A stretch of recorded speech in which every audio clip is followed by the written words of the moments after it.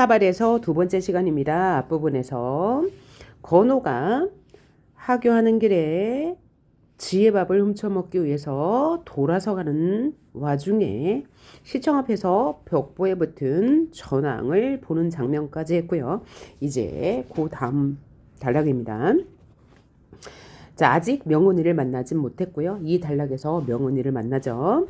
시청 앞을 떠나 시공간 내거리에서 오른쪽으로 꺾어 돌면 곧바로 익산군청이었다.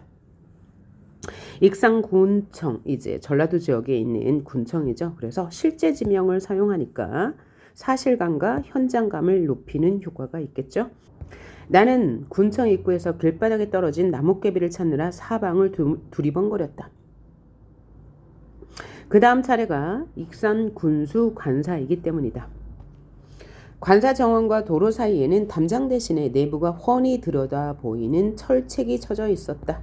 여기서 철책은 새로 된 울타리라는 뜻입니다. 철책에 나뭇개비를 대고 이쪽 끝에서 저쪽 끝까지 힘껏 달리면 따발총같이 타타타타 소리가 요란하게 울리곤 했다. 그러니까 서술자인 나는 쇠 울타리에 떨어진 이 나뭇개비를 대고 달리면서 타타타타 소리나는 장난을 하고 있다라고 생각하시면 되겠네요.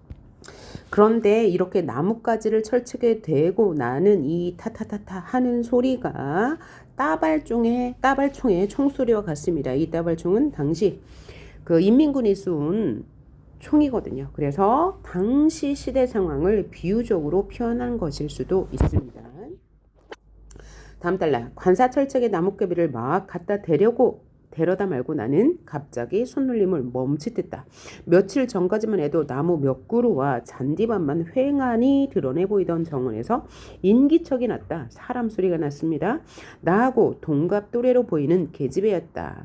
화사한 꽃무늬 원피스 차림에 정갈하게 단발머리를 한 계집애가 한 손에 하얀 고무공을 진 채 양팔을 앞으로 나란히 뻗은 괴상야릇한 자세로 도로 쪽을 향해 소리 없이 다가오는 중이었다. 계집애가 황금빛 잔디밭 위로 하얀 공을 도루르 굴리면서 말했다. 나비야, 나비야 라고 말했네요. 관사 안쪽에 있는 여주, 즉 명훈이 첫사랑의 대상이죠. 처음 본 거예요. 그런데 그 아이를 이렇게 생겼다 라고 해서 외양 묘사를 통해서 서울 아이임을 보여주고 있는 간접 제시죠. 화사한 꽃무늬 원피스, 정갈하게 딴 머리. 그 다음에 행동을 통해서 명훈이의 눈이 안 보인다는 것을 간접적으로 제시해주고 있죠. 뭐 한 손에 하얀 고무공을 진 채 양팔 앞으로 나란히 뻗은 괴상야릇한 자세, 눈이 안 보이는 자세를 그의 행동을 통해서 보여주고 있습니다.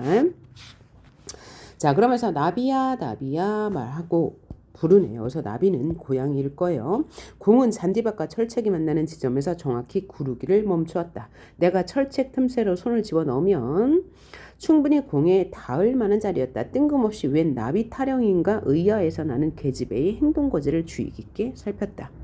그때였다. 얼룩 고양이 한 마리가 정원수가지에서 잔디밭 위로 햇솜 뭉치처럼 사뿐히 내려앉더니만 공을 향해 달려왔다. 그러니까 이 나비는 얼룩 고양이였던 건데 얼룩 고양이와 명훈이가 놀고 있었네요. 그러면서 이 나비의 가벼운 행동을 햇솜 뭉치에 비유해서 표현하고 있네요. 고양이는 철책 너머에서 버티고 서 있는 웬 낯선 사람을 뒤늦게 발견하고는 고양이가 나를 발견한 거죠. 갑자기 다름질을 멈추었다. 뛰기를 멈춘 거예요.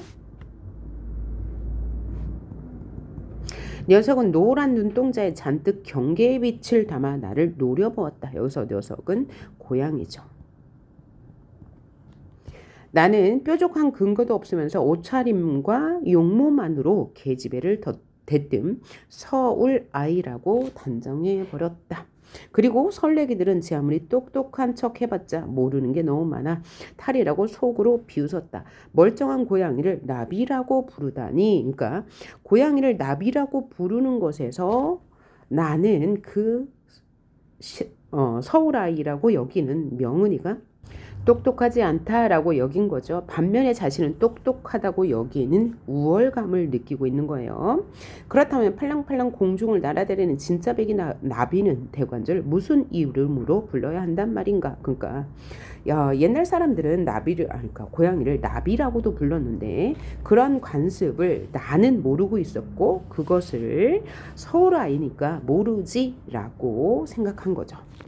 자, 그럼 왜 이런 생각을 하게 되었을까요? 나는 시골에 살고 있죠. 전북 익산에 살고 있는데 아마도 서울 아이들에 대한 열등감이 있었나 봐요. 그래서 쟤 서울 아이야. 그러면 내가 조금 더 우월해 보이고 싶은 욕망이 있었나 봐요. 그래서 이런 열등감으로 인해서 서울 아이를 비웃고 나의 열등감을 이렇게 우월감으로 채우고 있다라고 생각하시면 될 것 같아요.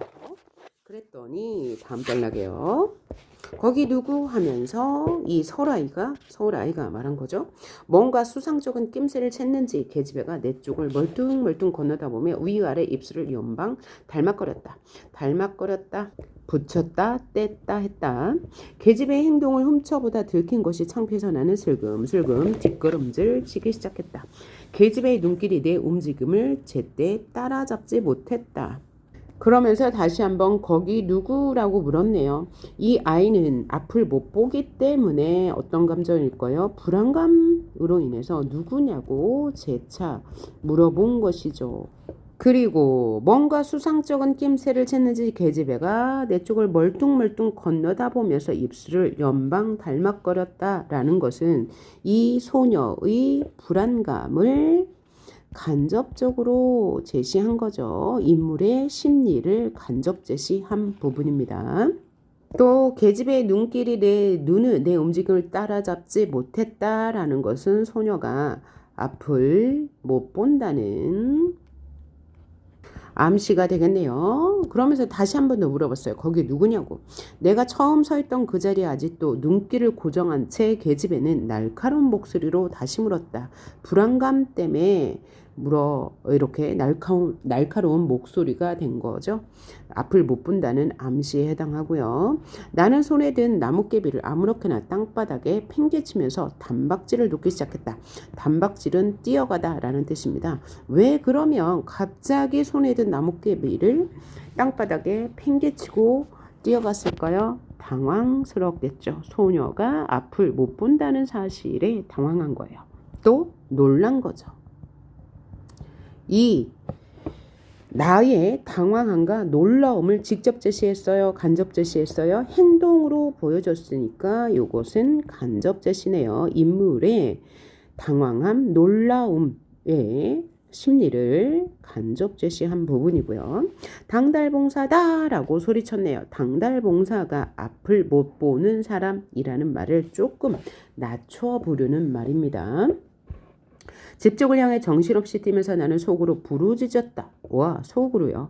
계집애가 눈뜬 장님이란 사실을 최초로 알아차리던 그 순간의 놀라움이 나로 하여금 만세주장 지혜밥을 훔쳐 먹으려던 애초의 계획을 깜빡 잊도록 만들었다.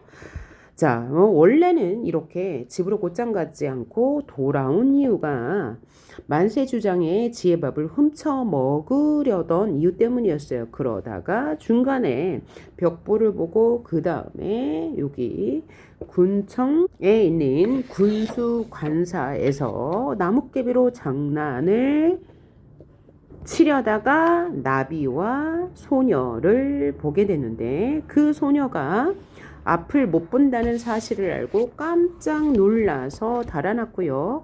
그렇게 달아나는 와중에 너무나 놀래서 지혜밥을 훔쳐먹는 것도 잊어버렸다라고 이야기하고 있어요.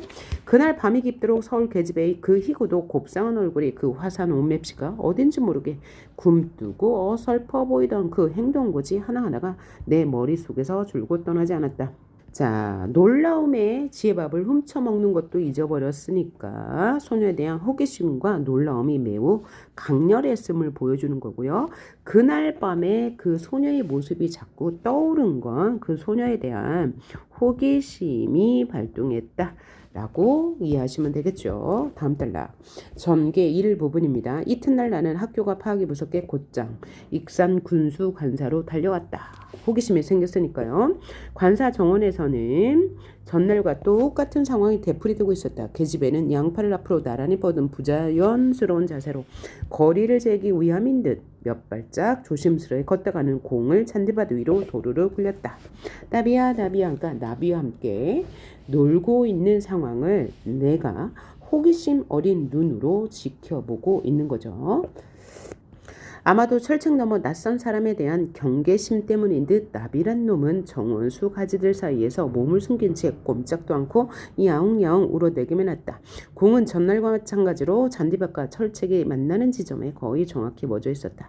나는 통탕거리는 가슴을 애써 누르면서 설렘의 감정이네요. 철책 틈새로 손을 넣어 공을 집어들었다. 그리고 계집이를 향해 던져주었다. 좀 적극적인 행동이네요. 공이 발치 가까이에 떨어지는 순간 계집의 얼굴에는 놀라움이지 반가움이지 모를 괴상야릇한 표정이 떠올랐다. 거기 누구? 하면서 또 물어봤네요. 사람이요? 라고 했더니 어제 바로 그 애. 자, 소년과 소녀가 나눈 최초의 대화죠. 사람이요? 라고 말한 것은 전라도 사투리에 의해서 거기 누구라고 말한 것은 서울말이죠. 그래서 사투리를 쓰는 소년과 소녀, 사투리를 쓰지 않는 소녀의 대비 상황 볼 수 있네요. 자, 계집애는 말 한마디로 상대방을 단박에 알아맞혔다. 그뿐만이 아니었다. 난 널 알아. 나이는 나랑 비슷해. 키는 나보다 조금 커. 그리고 얼굴이 아주 못생긴 아야.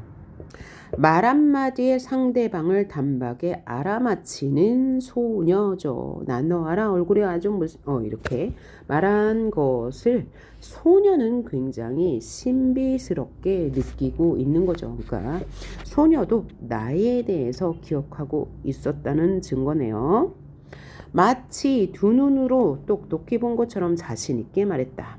심지어 얼굴 못생긴 것까지 정확히 알아맞히는 바람에 나는 가슴 목판이 뜨끔했다라고 하는데 사실 소년의 얼굴을 보지 못한 상태에서 못생겼다고 말한 것은 뭐예요? 장난이에요. 장난스럽게 말한 건데 나는 그걸 실제로 믿고 있죠. 이건 뭐 때문이에요? 외모에 대한 열등감 때문이다 라고 볼 수 있을 것 같아요. 그리고 계집애가 내 앞으로 천천히 다가오는데 양팔을 나란히 뻗지 않은 정상적인 자세로 걷느라고 칠채까지 다다르는데 반나절은 걸리는 듯 길게 느껴졌다라는 거죠. 그럼 소녀는 왜 이렇게 양팔을 나란히 하지 않고 정상인처럼 걸었을까요? 소년을 의식했기 때문이죠. 그러니까 소녀도 소년에 대한 관심이 있는 거네요. 자, 못생겼다고 해서 미안해. 그냥 괜히 해본 소리야 라고 명은이가 말했어요. 못생긴 게 사실이라고 나는 하마터면 실토할 뻔했다. 또 이 외모에 대한 열등감 때문이겠죠. 생기다만 얼굴 같다고 모두들 나를 놀려대곤 했으니까. 네, 그러니까 좀 못생긴 걸 자신도 알고 있습니다. 너가 아버지가 군수냐? 라고 또 사투리를 썼죠. 자, 너그 아버지가 군수냐라고 물어본 것은 소녀가 군수 관사에서 살고 있기 때문에 물어본 거죠. 얼굴 문제에서 빨리 벗어나고 싶어 나는 엉뚱한 대로 말을 돌렸다. 군수가 뭔데요? 이 소녀는 군수가 뭔지도 몰라요. 네가 익산 군수 딸이냔 말이여 라고 물었더니 익산 군수가 뭔데 군수 관사에 살면서 군수가 뭔지도 모른다니 역시 서울 얘기들은 아는 것보다 모르는 것이 훨씬 더 많은 무식한 사람들이라고 생각했다. 이게 나의 생각이죠. 자, 이렇게 생각하는 것은 서울 얘기에 대한 부정적 인식이 있기 때문이에요. 그래서 비웃은 거죠. 그렇게 한 이유는 자신이 서울 얘기에 대한 열등감이 있기 때문에 그 열등감을 해소하려고 우월감을 갖고 싶어 하는 거예요. 또 서울 애기들한테는 잠자리면 무조건 다 그냥 잠자리에 지나지 않을 뿐이었다. 실잠자리, 기생잠자리 이런 잠자리들을 많이 있는데 그래서 잠자리의 종류를 열거하고 있네요. 그러면서 이렇게 수많은 잠자리가 세상에는 많은데 서울애기들은 꿈에도 모르는 뻐꾸기들이었다. 뻐꾸들이었다. 뻐꾸는 뭐예요? 바보라는 뜻이요. 바보들이었다라고 나는 생각한 거예요. 우월감 또 열등감의 표현이죠. 난 그런 거 몰라 라고 소녀가 말합니다. 외갓집 식구들이 가자는 대로 그냥 여기까지 따라왔을 뿐이야. 계집애가 심드렁한 어조로 중얼거렸다. 어쩌다가 그렇구럼 달달봉사가 되어버렸다냐. 아주 사투리가 심하네요. 여기서 심드렁하다는 것은 관심이 없는 어조로 말했는데 내가 이렇게 사투를 썼습니다. 이러한 방언을 사용하면 얻을 수 있는 효과. 자, 사투리를 쓰면 사실성과 현장감이 높아지는 거 당연하고요. 이 부분에서 내가 쓴 사투리 효과를 더 추가하자면 내가 얼마나 순박한 아이인지를 강조하고요. 또 독자로 하여금 친근감을 느끼게 하죠. 또 하나 전라도 사투리를 쓰고 있어요. 그래서 전북 익산이라는 배경을 드러내기도 합니다. 나는 마침내 용기를 내어 간밤부터 줄곧 품어온 나의 의문을 입 밖으로 털어냈다. 그게 뭐예요? 너 왜 달달 봉사가 됐냐고요. 왜 눈이 멀게 되었냐고요. 그랬더니 이 소녀는 달달 봉사가 뭔데? 라고 하면서 달달 봉사가 무슨 뜻인지도 모르네요. 그래서 나는 속으로 생각해요. 역시 서울내기라서 별 수가 없었네. 나는 달달 봉사가 어떤 건지 설명해 주려고 철책에 싹 달라붙었다. 그 순간 뭔가 이상한 낌새가 퍼뜩 느껴졌다. 나는 반사적으로 거의 순간적으로 고개를 휙 돌려 관사 쪽을 바라보았다. 머리가 희끗희끗한 노파가 유리창 안쪽에서 무시무시한 눈초리로 나를 쏘아보는 종이었다. 여기서 머리가 희끗희끗한 노파는 명은이 할머니죠. 명은이 할머니가 이야기하는 것을 들으니 무슨 얘기하고 있어요? 달달봉사 아니 당달봉사 이에 대해 나에 대한 경계심을 간접 제시한 거죠. 왜냐하면 이 내부 이야기는 1인칭 주인공이기 때문에 상대의 심리, 다른 등장인물의 심리는 이렇게 대화, 행동, 묘사를 통해서 보여줄 수 밖에 없으니까요. 그래서 나는 어머 뜨거라 하고 전날처럼 또 단박질을 놓기 시작했다. 예예 하고 다급히 부르는 소리, 명은이가 부르는 거죠. 등 뒤에서 들려왔지만 나는 뒤도 안 돌아보고 진둥한둥 주랭랑을 놓았다. 진둥한둥 뭐예요? 의태어네요. 의태어. 다른 말로 음성상징어. 음성상징어는 흉내내는 말이죠. 흉내내는 말은 두 가지가 있죠. 소리는 의성어, 모습은 의태어. 그래서 이 소녀는 나는 굉장히 겁이 많은 성격임을 알 수 있겠네요. 다음 전개 이 부분 봅시다. 이튿날은 군수관사 근처에 얼씬도 하지 않았다. 왜? 그 할머니의 눈초리가 생각나서요. 그 이튿날도 마찬가지였다.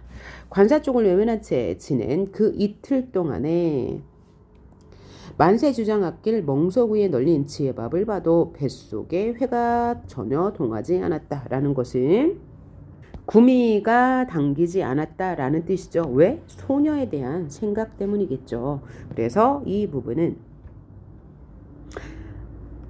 소녀에 대한 관심, 즉 내가 거길 가야 되나 말아야 되냐는 내면적 갈등을 간접적으로 제시한 부분이다. 왜? 소녀에 대한 관심은 있는데 갈 용기가 선뜻 나지 않았다는 갈등이죠. 서울계집의 그 새하얀 낙꽃이 끊임없이 눈에 밟히는 바람에 그 새하얀 낙꽃은 얼굴이죠. 얼굴이 눈에 밟힌다. 보고 싶다. 자꾸 생각난다. 그래서 그렇잖아도 재미를 못 붙여 애를 먹던 학교 공부가 한결 더 부실해졌다. 공부에도 영향을 미친 거네요. 자, 여기까지 두 번째 파일 마치고요. 다음 파일 세 번째 파일에서 보도록 하겠습니다.